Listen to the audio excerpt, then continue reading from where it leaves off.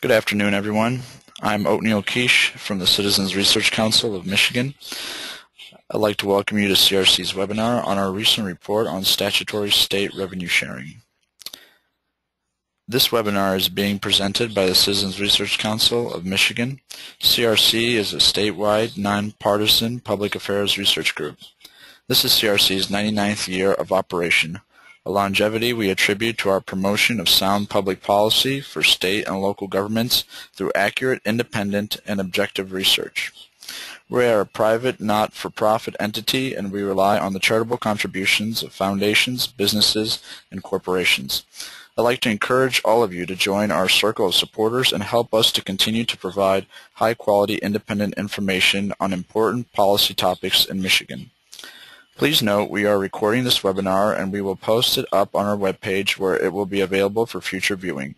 Second, we have everyone but the presenters on mute, so we will not be able to hear you if you speak. To ask a question, please type the question into the questions pane that should be appearing on your screen. You can type these questions in at any time.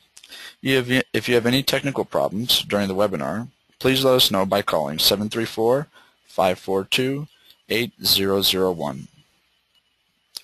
After the webinar, you will receive an email soliciting your feedback, and we would very much appreciate any feedback you have. Today's webinar on the state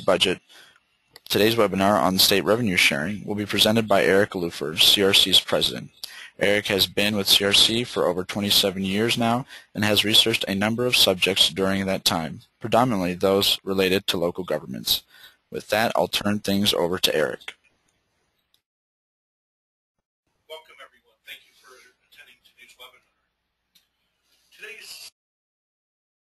Today's webinar is state revenue sharing. I just want to start off by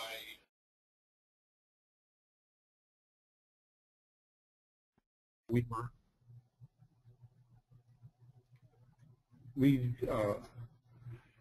were requested by the General Government Subcommittee in the House Appropriations to look at this issue, that they have a system that they felt is indefensible, why some governments were receiving funding and some were not, and seemingly similar governments, one might be receiving more than another, and they found it very hard to justify why this was taking place. So as I said, that was a little more than a year ago. It's taken us some time to get it done. Most of that delay has been related to some internal transition issues within our own offices at Citizens Research Council. But those are all behind us now, and we finished the project. It was presented to the General Government Subcommittee last Wednesday, February 18th, and they're off and running with it now. They're in the middle of their budget process to try to lay the budget for fiscal year 2015-2016, and it remains to be seen whether any sort of reforms to state revenue sharing will be part of that this year or sometime in the future, hopefully. I know a lot of local governments are anxious to see change and some good things come from it. I also want to take this time to thank the W.K. Kellogg Foundation for making this report possible. Their generous support went a long way in helping us to do this work. A little bit about the basics of state revenue sharing. We have really two kinds of state revenue sharing in the state, although they're all grouped together in the big picture. First, we have what we call constitutional state revenue sharing. This was initiated in 1946 with a constitutional amendment supported by the schools and local governments in Michigan as a way to secure future funding going forward. We are coming out of World War II. Money was tight for some local governments, and they were looking for a steady revenue stream that was more responsive to the economic changes than the property tax. So they tied into the sales tax, put it into the Constitution.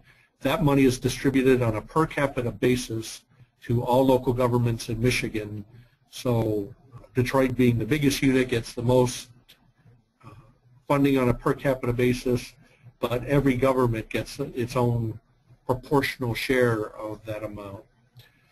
The only way to change this system is to go in and amend the Constitution, and in fact on May 5th, part of this road funding and whole change that's going on. The voter's going to be asked to vote on May 5th on a statewide ballot issue, and in fact revenue sharing will be affected, constitutional revenue sharing will be affected through that measure if in fact the voters vote yes. The second part of the revenue sharing system is what we call statutory state revenue sharing. In recent years it's been called the Economic Vitality Incentive Program, or EVIP. That had a number of hoops, if you will, that local governments had to jump through to get the funding.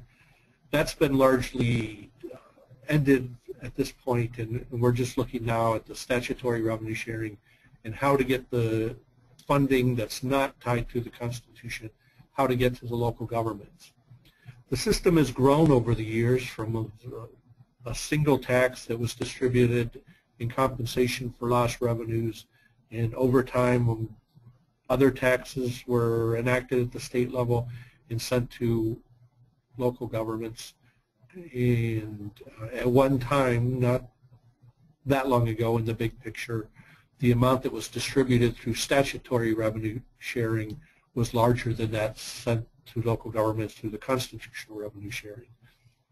Also, for the last 40 years or so, the formula that sent the money to local governments was based on formulas that attempted to equalize the tax capacity of the local governments. So looking at this slide, you can look back to 2001, give or take a year or two there, and you can see that the dotted white lines, the shaded lines, were much bigger than the black lines on the bottom. The black lines represent the constitutional revenue sharing, and the growth of that amount has corresponded with growth in sales tax revenues. The dotted white lines are the statutory revenue sharing. There was some growth, mostly in corresponding with the growth in sales tax revenues as well over the years. And then the top lines, the brown shaded part of the bars, are the amounts that have been foregone, that the statute called for the state to send that money back to local governments through statutory revenue sharing, but that funding has been diverted. And in total, over $6 billion has been diverted away from the local governments to fund other state programs.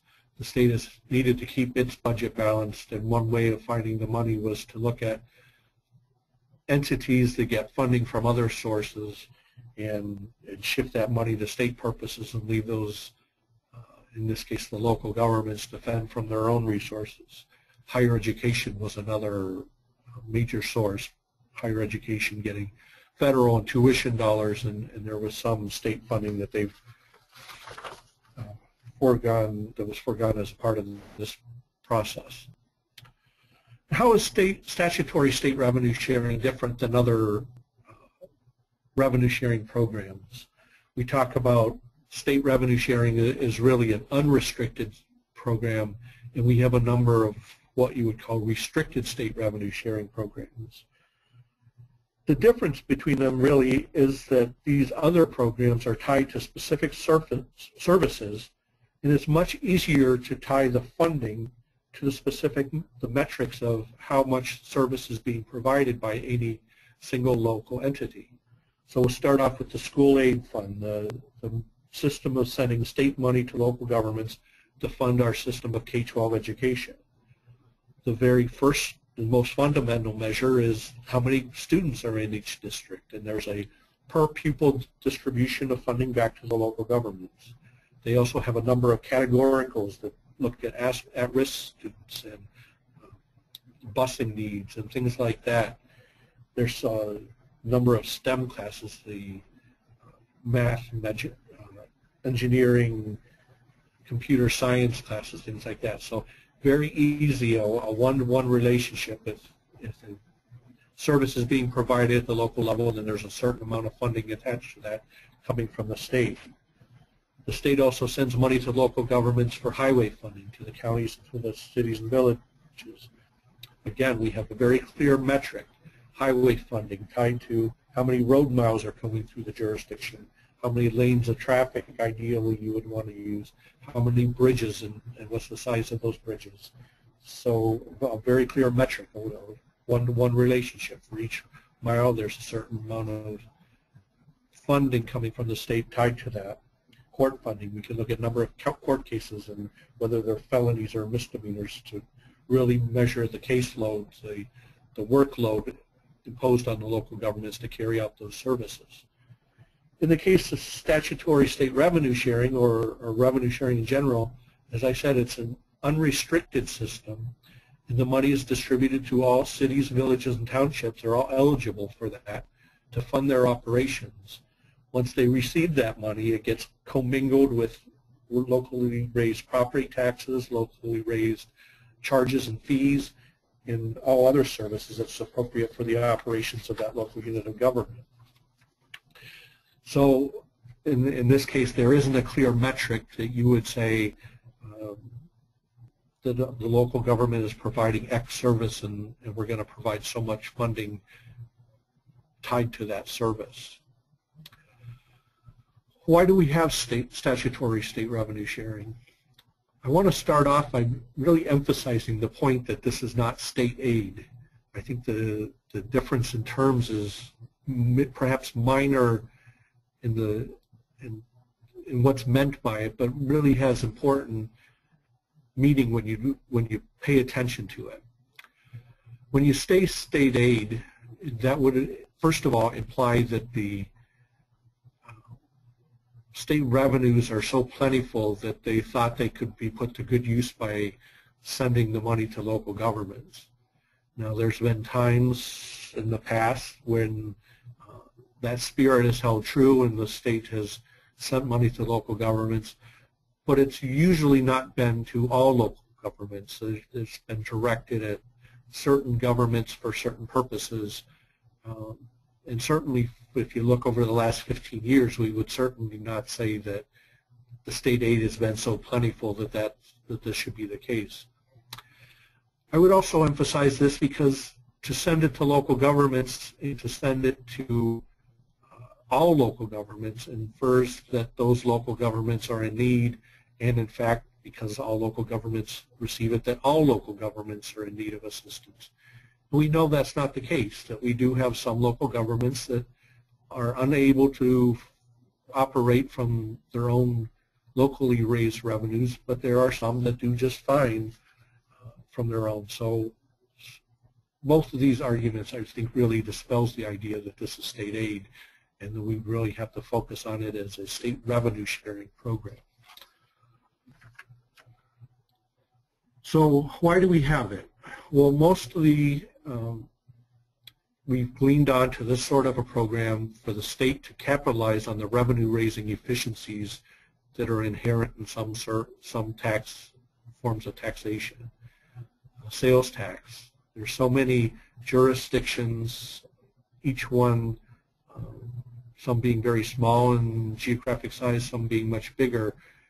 For each one of them to have their own bureaucracy around the collection of sales taxes, and you can imagine the sort of competition that would go on if each local government was left to set its own tax rates, how inefficient that would be, how much infighting there would be over what the rates were, and how to get retail operations and within their jurisdictions to benefit from that way. Income taxes, the same sort of thing, motor fuel taxes. We also see that the state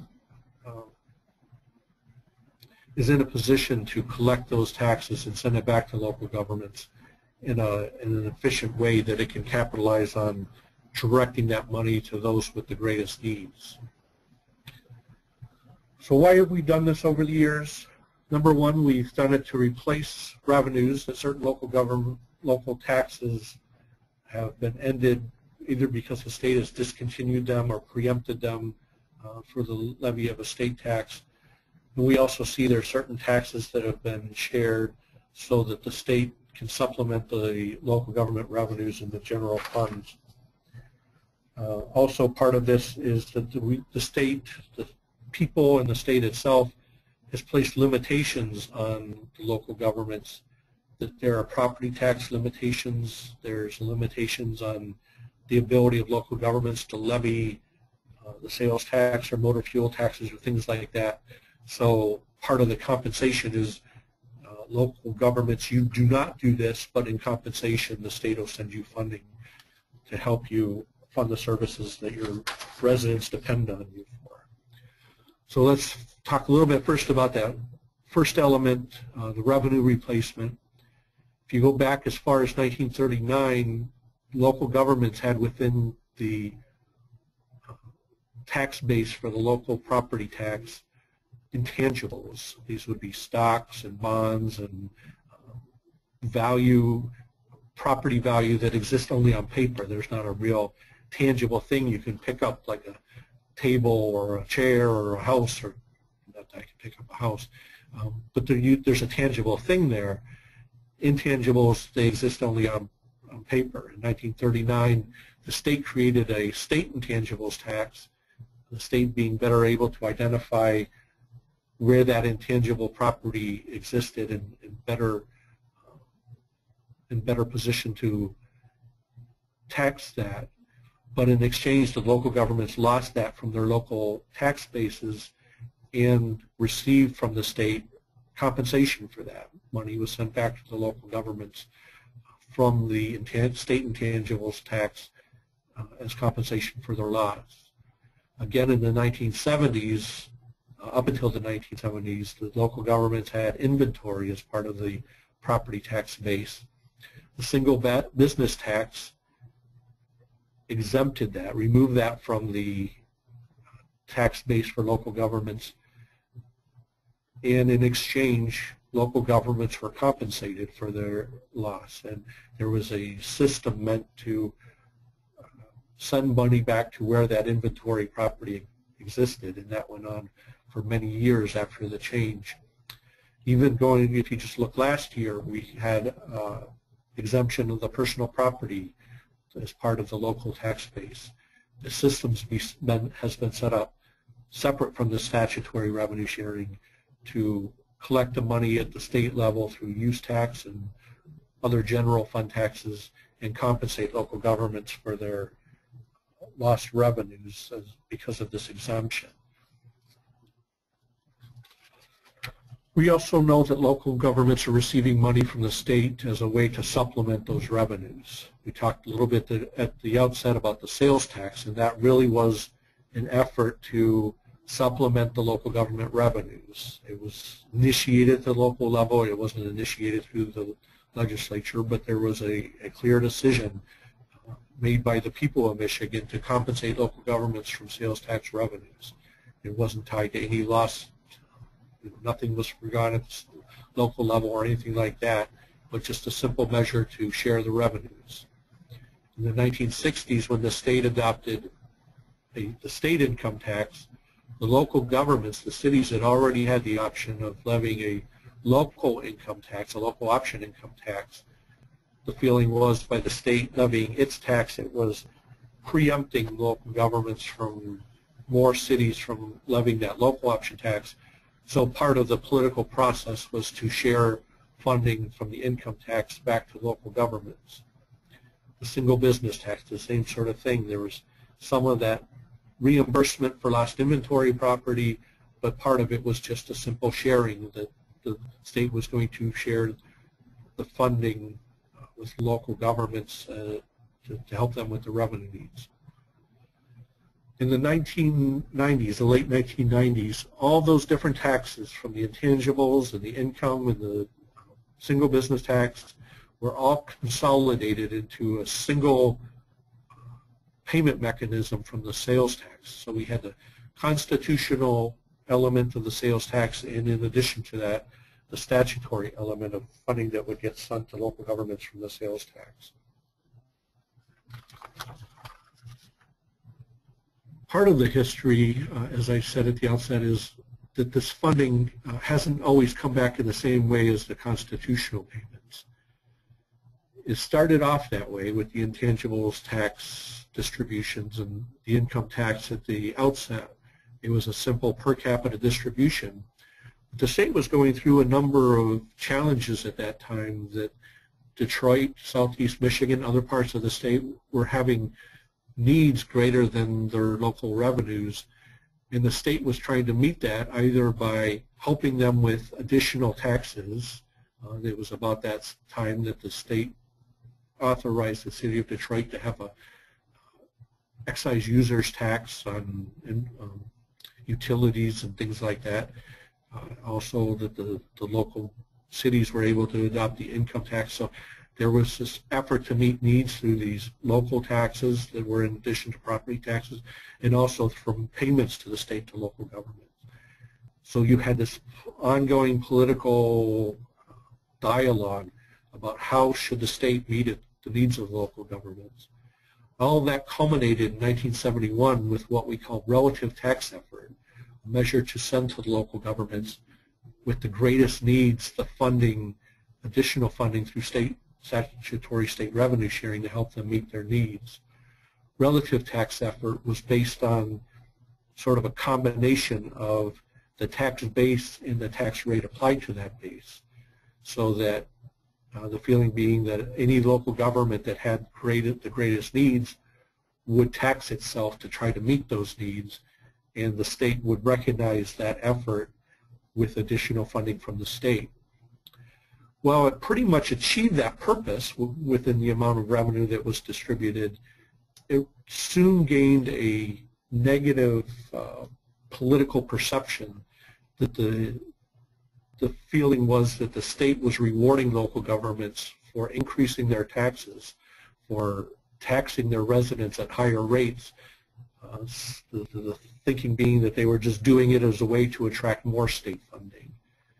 Now our report, if you download that and look at it, it lays out that the case that there wasn't that much reward from the state, that it really shouldn't have been driving local decision making. But that was the reality at the time, that this is the way people saw the program.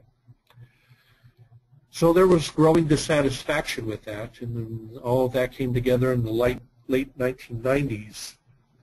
A number of efforts to try to fix the statutory state revenue sharing. And it all came to a head in 1998, late in the session, around Christmas time.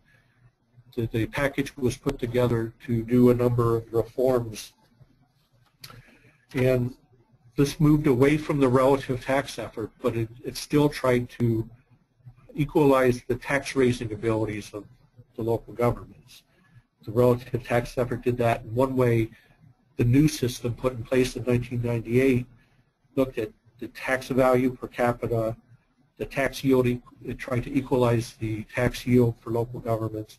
And it also had a simple measure that said, if you're a city, then you'll be rewarded based on your size. If you're a village, there were a number of multipliers that would be applied. In the township, the same sort of thing.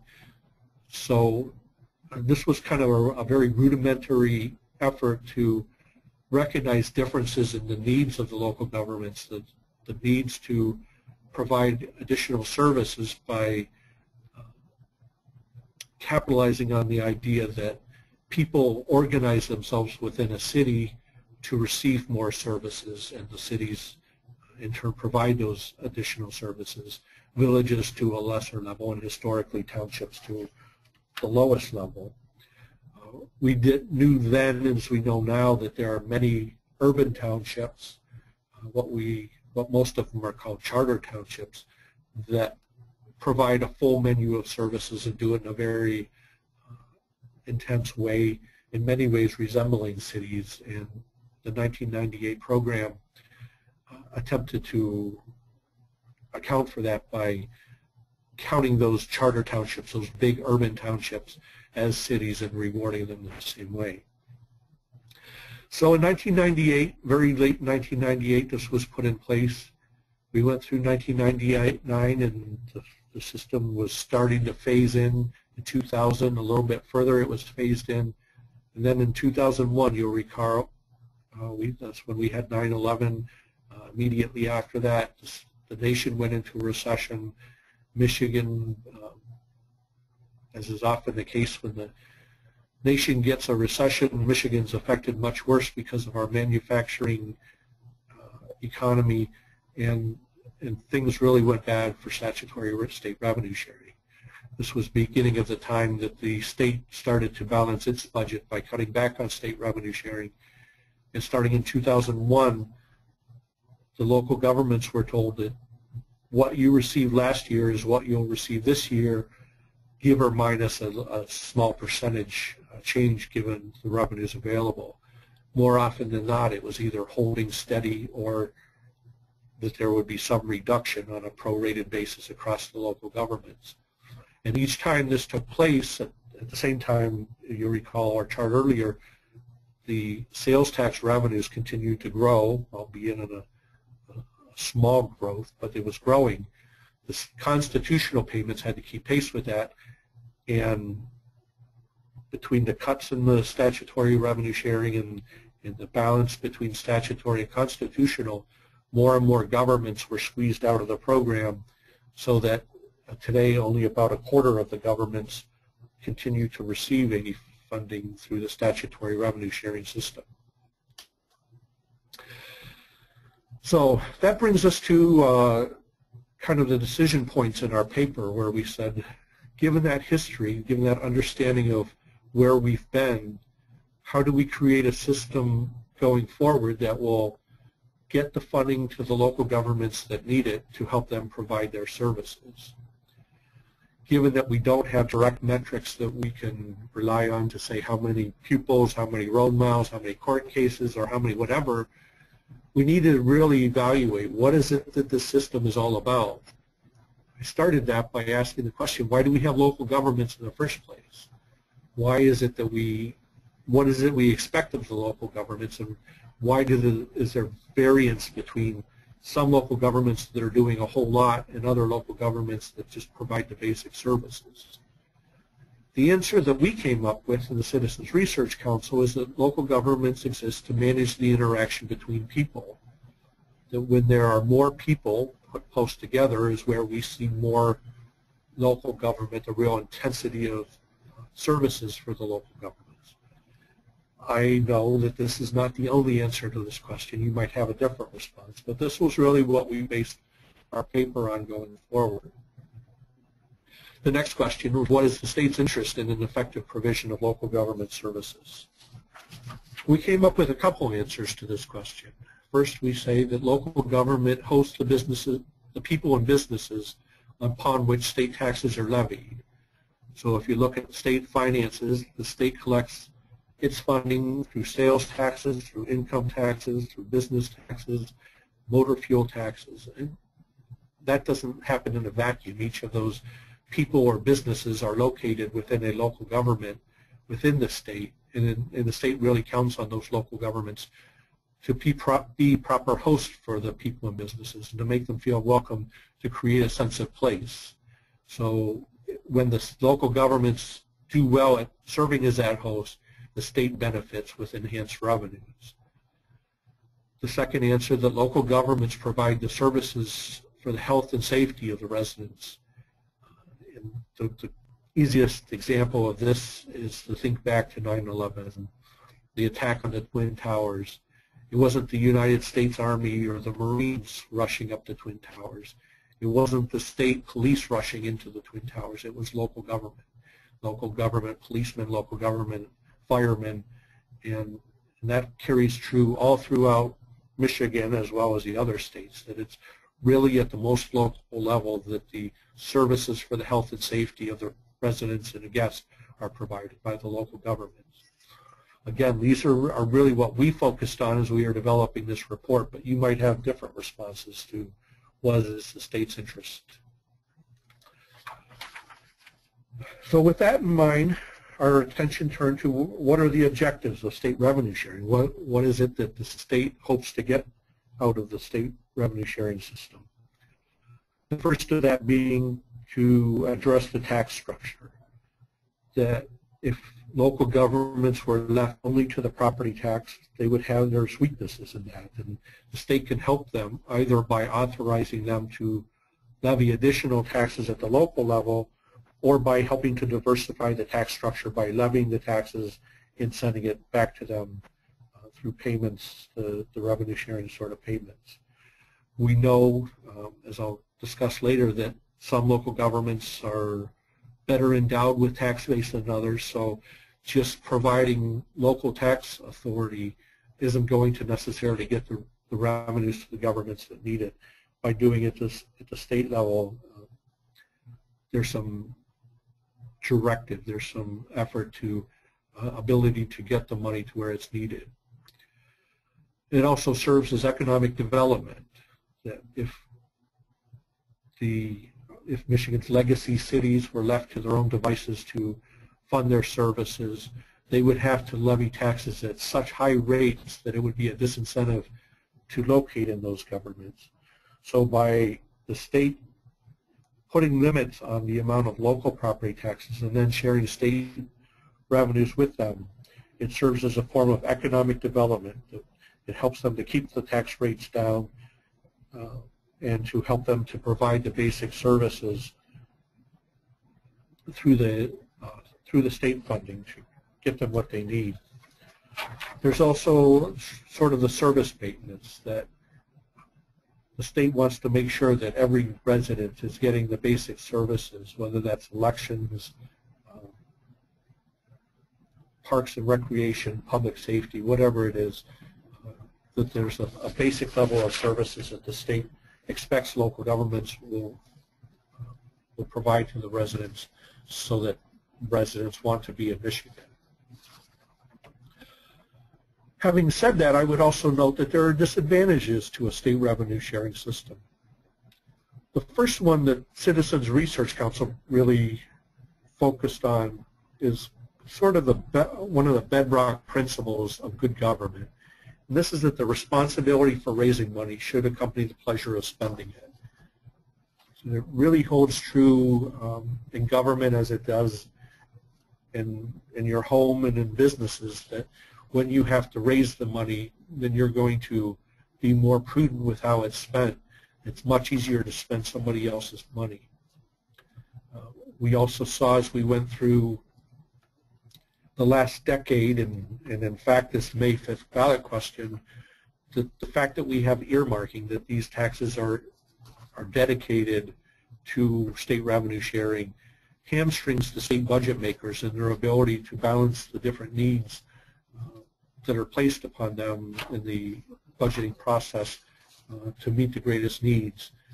More than half, almost 70% of the state revenues that come in are earmarked to specific purposes, and so when the economy does go sour, it's very hard to meet those needs because there's a small percentage of the revenues that can be reallocated for different purposes, and this is not a practice of good government. The per capita distribution that we see with the constitutional state revenue sharing program, in fact, bears no relationship to need. The idea that we can fly across the state and sprinkle money and hope it lands in the right places, it just bears no relation. You can't know that the governments that need it to provide the basic services are getting it. We see that there's an increased dependence on state funding. Over the last decade, as this state funding has been cut, local governments have been left to fund services on their own. It's not the fact that they can't do it, it's that they've grown to depend on the state for assistance, and the loss of that revenue has hurt them without an immediate ability to react to it. There's sort of a lack of accountability to the taxpayers. For when these cuts went on, the taxpayers would approach their local city council or township board and say, why are you cutting back on services? And the local governments would point to the state and say they're cutting funding. And you would talk to the state policymakers and ask, why are you doing things to affect the local government? And they would point back to the local government and say they need to use their funding more appropriately and be more efficient with it. Well, it's sort of everyone's accountable and no one's accountable, and that's not good for that's not good public policy. It's not good for the residents that count on those services. We saw with the EVIT program, there's sort of a loss of local control. that the state began to mandate that the local governments do certain things, and they may or may not have that in their interest to do that, but the sort of one-size-fits-all for all local governments is some loss of control for the local governments. And then I would conclude this by kind of, again, recapping what we saw over the last decade, for as the state continued to pull back on the amount of funding that was available to local governments, those local governments more and more began to look at their neighbors to say, we need to find more efficient ways to provide services. And there was an increased interest in intergovernmental cooperation, increased interest in special authorities to provide certain services. And really what that points to is that over the years the state has been subsidizing inefficient service delivery for the local governments. And when that subsidy went away, now the local governments had an increased interest in becoming more efficient. I don't blame the local governments for this, for they were rational economic actors the whole time. And when that funding was available, they did what they could to meet the needs of their residents and their businesses. And when times changed, they had to adapt to that. I would also say that local governments have certain objectives that should be kept in mind with this. First of all, any money that's coming from the state needs to pass a revenue adequacy test. If there's only a little bit of funding, then the local governments aren't going to put it to the use in a big purpose and to try to get something done. That it has to be enough to do some good. The local governments are also interested in the stability and predictability of the program. If it's not money they can count on a year-to-year basis, on an annual recurrence, then they're not going to invest in the types of services that the residents rely on. You're not going to go out and hire another policeman or another public works person if you don't know that the funding will be there in year 2 or year 5 to continue to pay that salary. You're not going to go out and make the major purchase of a fire truck or a new building if you can't count on the funding being there in year 2 or year 5 or year 20 to continue to make the payments on that sort of infrastructure. The local governments are interested that this is done in an equitable way. They want to know that they're being treated in a ratio so that their peers are receiving the same sort of funding, that no one is benefiting from this system without justification. They want to know that there's accountability, that what are the goals and the objectives that are in place with this, and how can they meet that? How can the local government officials, the state officials, and equally important, the general public, know what those goals are and hold everyone accountable for the accomplishment of those goals? And finally, I think the local governments are looking for a system of intergovernmental coordination through this revenue sharing system.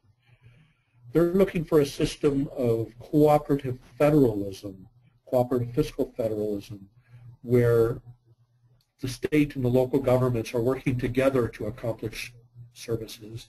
They're not so interested in sort of a paternalistic system where the state is handing down the money and directing them how to use that, telling them what their best interest is. For the local governments, again, are rational economic actors and can make those decisions, but they want to work with the state to accomplish those things. So all that said, we then set out to determine what could be done to meet these objectives, to direct the funding to its greatest purpose. The report doesn't have any real recommendations in terms of how the funding should take place, but we had some recommendations for the legislature when this was introduced to them. First of all, again, thinking back to that chart I showed you at the beginning, our first recommendation was the state needs to determine if, in fact, the statutory revenue sharing program is a priority, if it is the state's interest to help its local governments with the greatest needs, and if it is, they should fund it. This idea of maintaining low funding levels and hoping local governments get by on that just isn't accomplishing the purpose of it, and they really need to evaluate this and see how it fits in the big picture. Next, they need to determine their vision of the purpose of local governments. We laid out our vision that it's really to manage the interaction of people. They might have their own vision, and they really need to have that dialogue, I think, at the state level to settle that and lay it going forward. And then third, based on that purpose, what is it the state envisions local revenue sharing doing to help and to fulfill that purpose? The alternatives that I'm going to lay out are really to help those local governments that have the greatest needs. Whatever they accomplish, we think it needs to be accomplished by amending the Revenue Sharing Act instead of this practice that has occurred mostly since 2001 of continuing the program through appropriations boilerplate language, where every year it's laid out and there's some continuity by carrying it forward, but the local governments cannot rely on that continuity. By putting it back in statute, there will be greater dependency, greater accountability on a year-to-year basis to understand what the program is and how it goes forward. So our alternatives, those were our recommendations. Our alternatives are to look at the system and really two major paths to go down. The first path is to equalize the fiscal capacity of local governments, to look at the revenue-raising abilities and the service demands of local governments, and to help the local governments provide the service by recognizing the different fiscal capacity. The second path suggests that the local government activities that the state funds values the most should receive the funding. And that is done by looking at the ways that the state can help the local governments to host the key economic activities that the state values and to provide the public safety services that are essential for the health and safety of our residents. So the first path, the equalizing the fiscal capacity of local governments. That begins by looking at the revenue-raising abilities of local governments. And I would start this off by describing that Michigan local governments have an average tax base of $31,000, almost $32,000 per person. The median is about $31,000 per person. But within that, it ranges as high as $1.4 million per person in Point O'Bark Township in Huron County, all the way down to less than $5,700 per capita in Kinross Township in Chippewa County. And this chart illustrates that the vertical line represents the state average, and you can see a fair number of our local governments with high taxable value per capita, roughly equal number with very low taxable value per capita, and it really speaks to an inability of those on the right side of that vertical line, an inability to fund the same level of services to meet the same needs as those on the left side of the chart. We also need to know that there are differences in service demands. If you've driven throughout the state, you notice that some of our local governments, some of our mostly cities and charter townships, our villages, have a high level of services, high number of services that are provided, high intensity of services. And then there are some townships that don't do much of anything. They provide the basic levels of services. Why is that? When there's greater density, greater population density, there's a greater demand for services. And that exists both in population density and in the housing or building density that exists. And where there's greater density, we'll see that there's greater need for local ordinances to say what people can and can't do and how burning leaves in your backyard is going to affect your neighbors, or the ability to fire weapons or things like that has far greater impact in a city, in a densely populated place, than it does in a scarcely populated place. There's greater demand or greater need for planning and zoning services to to negate or to minimize the amount of negative externalities that affect your neighbors. The police and fire services take on greater importance in those densely populated places. The refuse collection and transit services become more and more important. And you can go on and on just thinking about what is it local governments do and why is that important, more important in our densely populated places. So again, we have a chart here looking at the population density, the vertical line representing the state average of 175 people per square mile. And we see many of our cities, our charter townships on the left side of that clear density of brown lines. But on the right side of that chart, you can't even see some of the lines because the scale is so small that many of our townships just don't have the amount of population density. So some of the averages, again, the average population density is 175 people per square. The median is 100 people per square mile. These are heavily affected by the number of townships that take up so much of our geographic space in the state and do not have a lot of people. Our largest jurisdiction in terms of population density, the greatest population density, is found in the city of Hamtramck with almost 1,100 people per square mile. In terms of the smallest, we have 5 townships in the Upper Peninsula that have less than 1 person per square mile. In terms of the housing density, we have an average of 80 houses per square mile, a median of 37.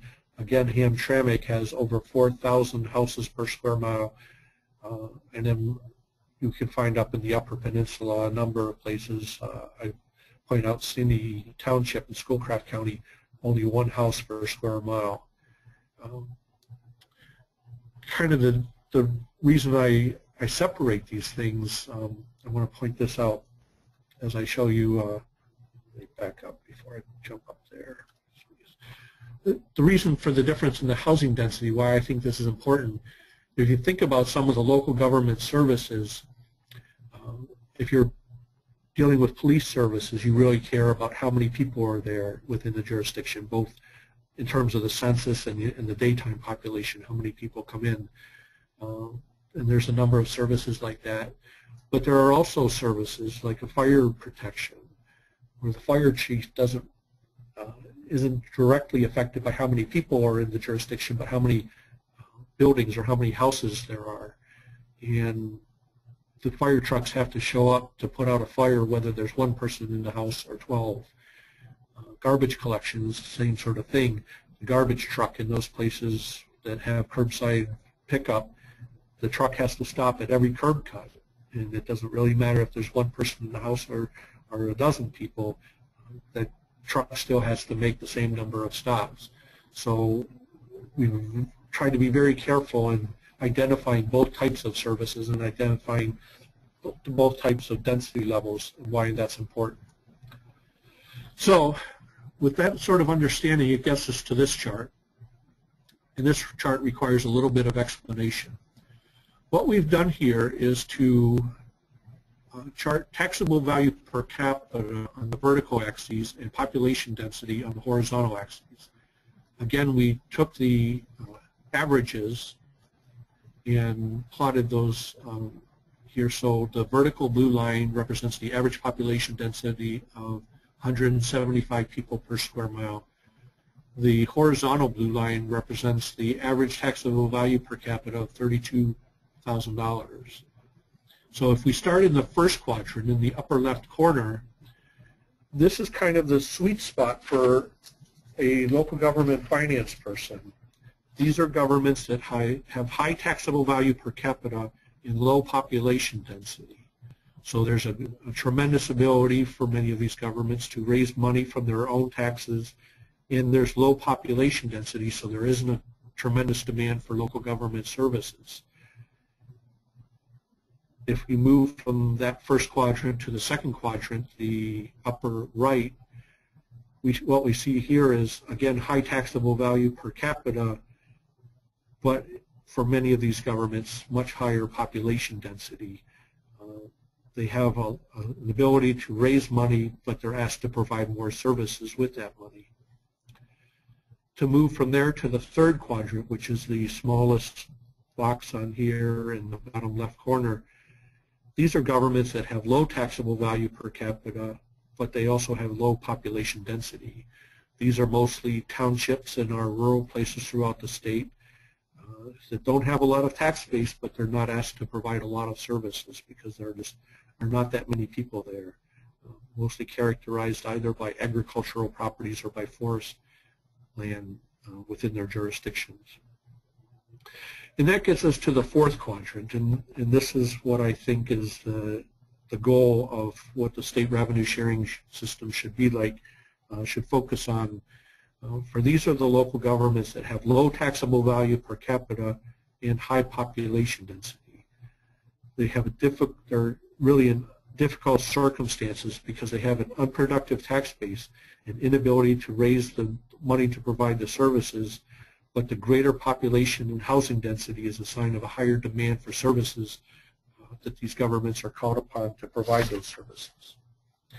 So just looking at this chart, it's really hard to get a sense for how that breaks down throughout the state. So we have this next slide. Again, if you think back with each of these numbers to the quadrant from the previous slide, we start in the upper right corner with our first quadrant. And these are the governments that have below average population density and above average taxable value per capita. And for these governments, we're talking about Glen Arbor Township in Leelanau County, Grand Beach Village in Berrien County, Mackinac Island, Blue Lake Township in Muskegon County, Lake Angeles City in Oakland County, and Barton Hills Village in Washtenaw County. All tend to have very nice housing, very strong tax base, but not a lot of people within them to really demand high levels of service. Moving to the right then, our biggest box was the second quadrant, where you had above average population density but also above average taxable value per capita.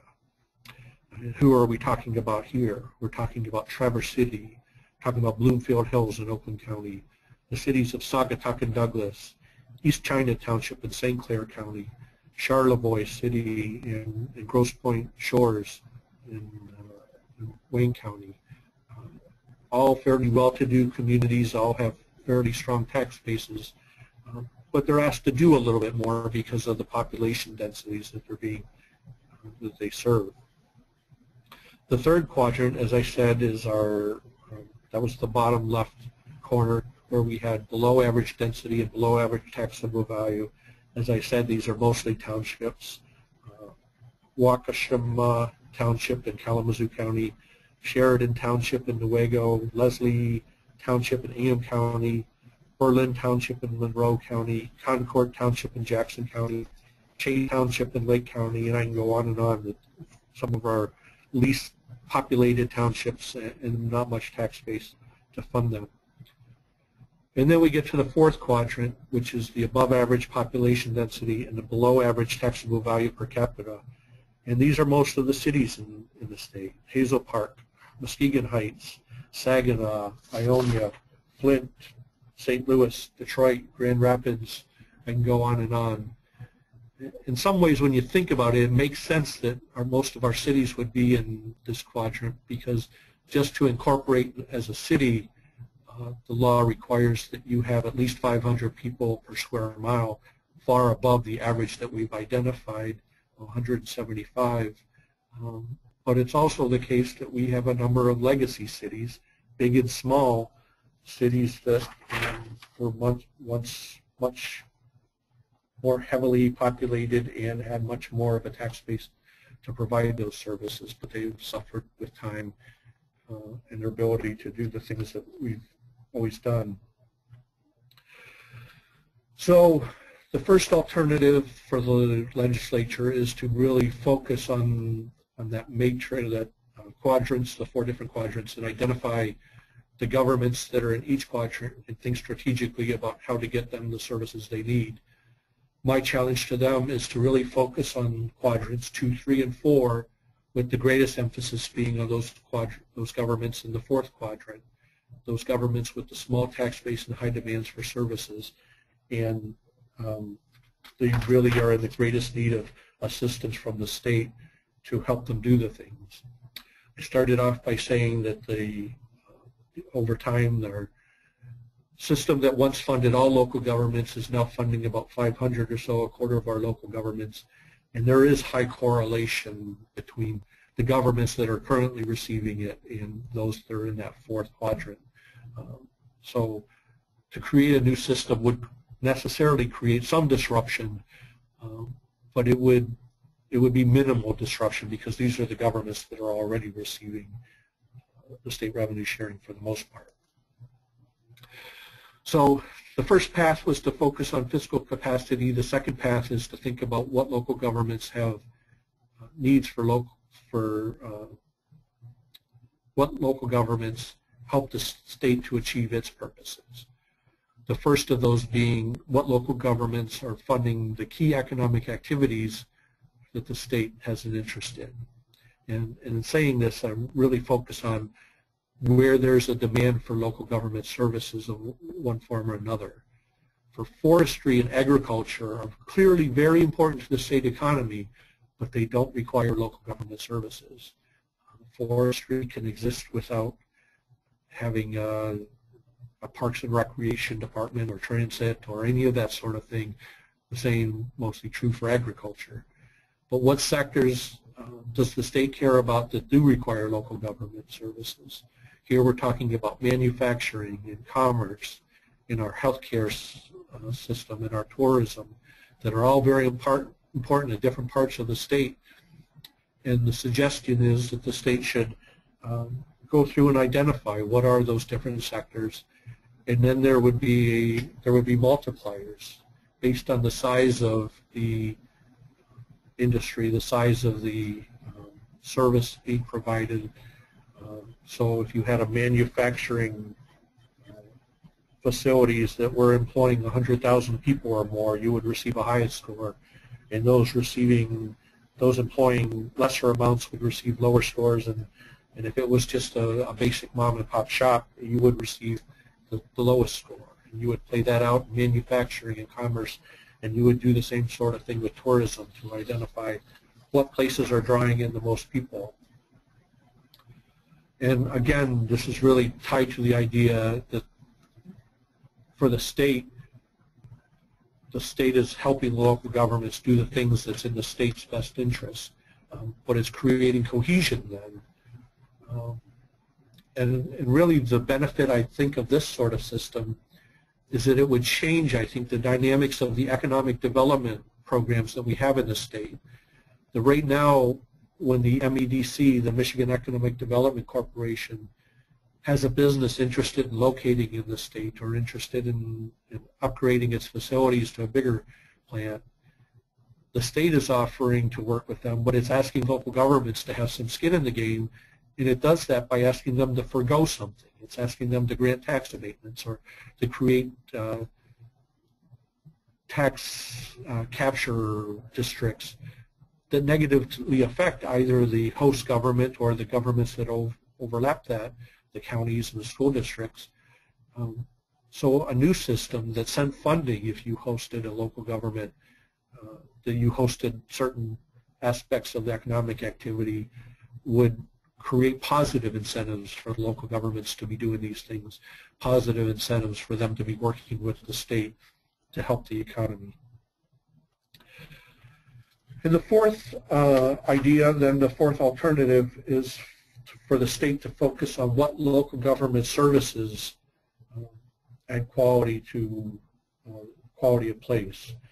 So you think about the local government services, it's in the state's interest for there to be a quality of place, so the state's going to care that the place is clean, that there's garbage collection, and that the beautification of the streetscapes and things like that.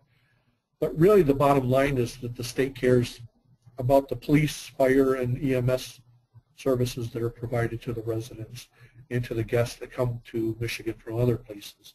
They want to come here or they want to live here, and they want to feel safe. They want to know that if something happens, there's going to be a reaction, and public safety is going to come to assist them.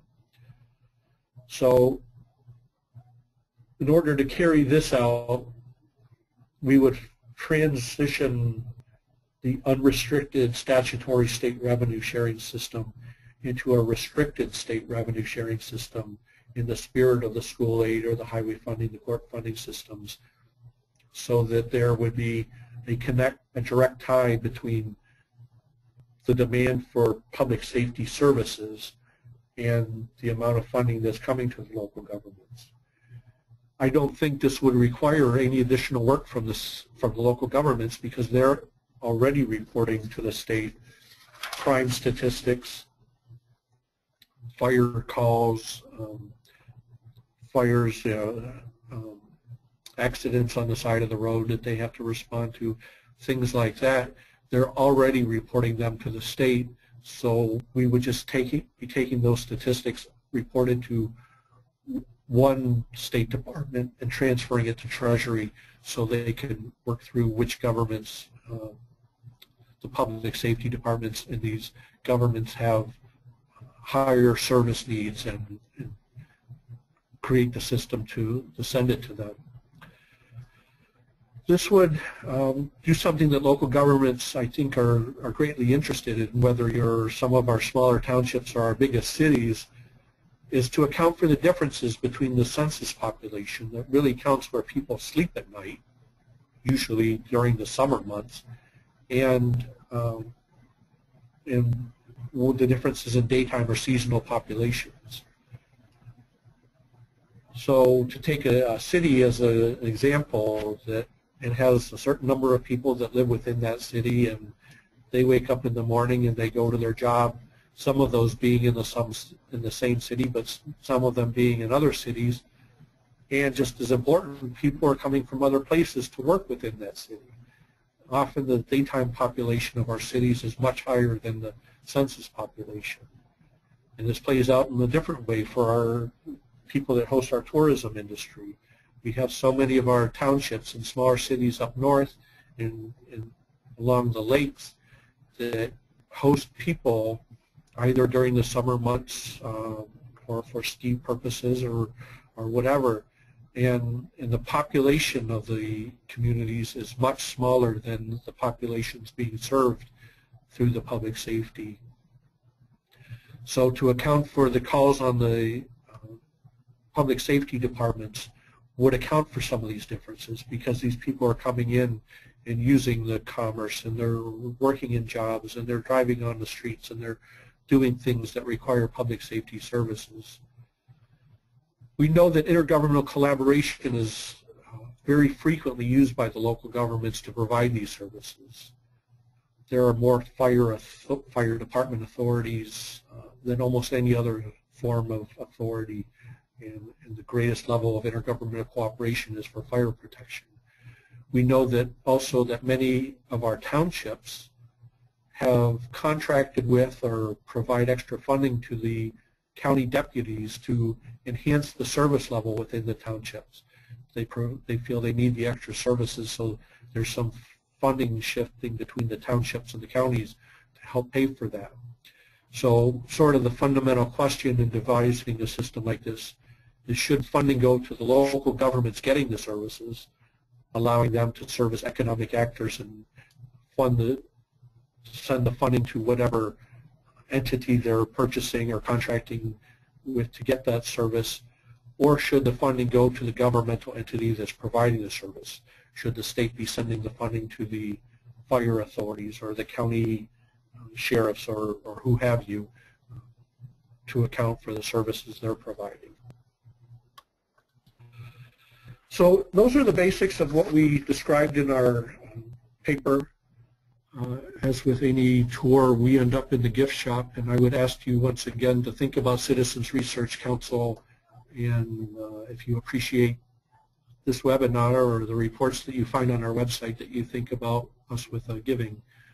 So I imagine we have some questions at this point, and I'm anxious to hear them. Thank you, Eric. That concludes today's presentation. We'd like to turn over to questions now. If you'd still like to ask a question, you can do so by typing it in the questions pane. The first question is, do the alternatives presented account for ways to keep local governments efficient in their operations? We gave that a lot of thought as we were working through this paper, working through this project. And really it's difficult with unrestricted state revenue sharing because there are very few services that are universally provided throughout all the local governments.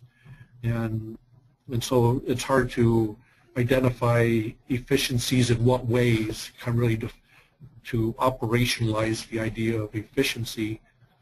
And furthermore, when you're trying to create formulas that send the funding out, a lot of times when you're trying to account for the efficiencies, you're either creating an incentive to do something that local governments might not be inclined to do on their own, or you're creating negative incentives for them to do some things that might end up having the local governments spend more money than they might otherwise do, but trying to do it in an efficient manner. So we really steered away from getting into the annual reports of the local governments and thinking about service delivery on the most local level, and tried to stay up at 20 or 30,000 feet, if you will, to look at either the pseudo measures of need, the fiscal capacity, or the other things that I just discussed, the service activities or the safety, public safety services, and think about what's the demand on local government services, and are they able to meet that in a fiscally responsive way. The second question we have is, how would state revenue sharing be affected by the changes being proposed as part of the May 5th ballot question on road funding and raising the sales tax rate? So the May 5th question asked for an increase in the sales tax rate from 6% to 7%, and in doing so, it accounts for the fact that sales tax revenues are already dedicated to schools and to local governments. The result of a yes vote on that question would increase the amount of constitutional revenue sharing, that money that's distributed on a per capita basis, but it would not affect anything that we've been talking about today, the statutory state revenue sharing, or money that would be more directly funded sent to local governments with higher needs. So there is some opportunity for local governments to experience a windfall from this with more state revenue sharing, but it would go out on a per capita basis, not through statutory revenue sharing. The third question that we have, how would the public safety option affect local governments that levy dedicated taxes for police and fire? This is one of the sticking points that we would have to work through if this is the option that the legislature likes the best. Many local governments have gleaned onto the idea that it's easier to levy a tax for dedicated purposes, and often for public safety. It's a very common one, as opposed to just general operating taxes. And so these local governments are bringing in much or all of the money they need to fund local government services through a dedicated tax. If the state were to send funding to the local governments to do this, would that mean that the tax would go away, that it would lower the rate? How would you reconcile those two things? I think that's an issue we can and should work through if that's what the state's greatest interest is. I don't think it's an insurmountable option. One of our listeners wants to know if CRC explored the ability of local units having the means through which they could raise revenues on their own, such as through local option sales taxes. So that is something that we gave some thought to. Our charge with this report was to look at statutory revenue sharing, so that's really what we focused on.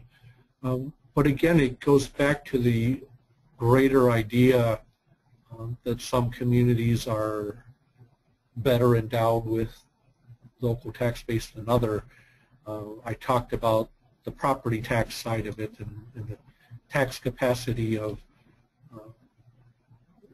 some local governments relative to others, the property value within those communities.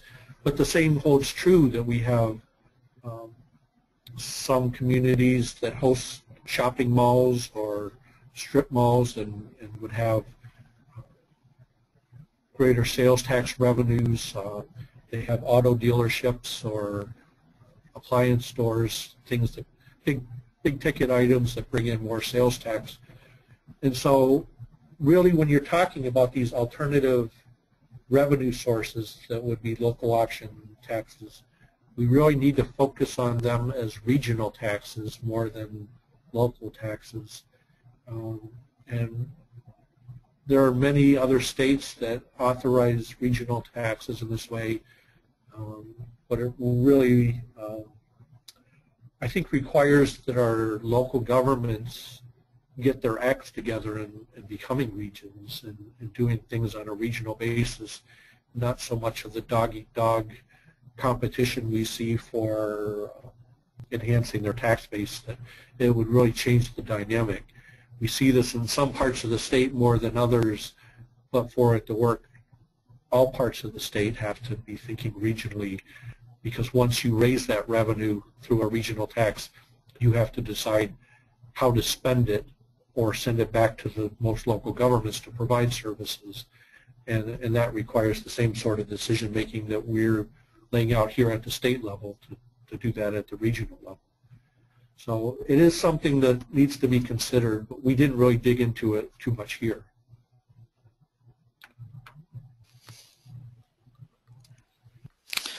That concludes today's webinar. I'd like to thank Eric for the presentation and answering the questions that were asked. If you had a question about today's material that we did not get to, please send us the question via email. Finally, just a reminder that you will receive an email soliciting feedback on today's webinar. We look forward to hearing your comments. Again, thank you for joining us.